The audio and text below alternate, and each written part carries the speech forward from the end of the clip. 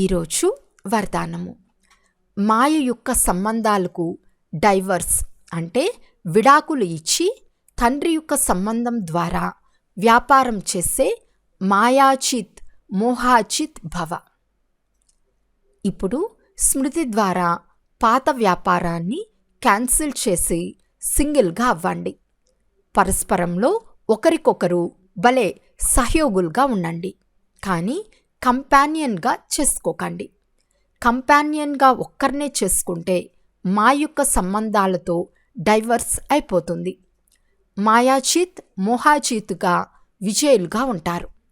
ఒకవేళ ఎవరిలోనైనా ఏ కొంచెం మోహం ఉన్నా తీవ్ర పురుషార్థులకు బదులు పురుషార్థులుగా అయిపోతారు.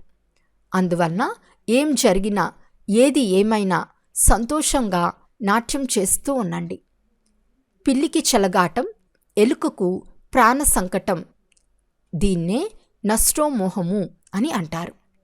ఇలా నిర్మోహులుగా ఉండేవారే విజయమాలలో పూసలుగా అవుతారు.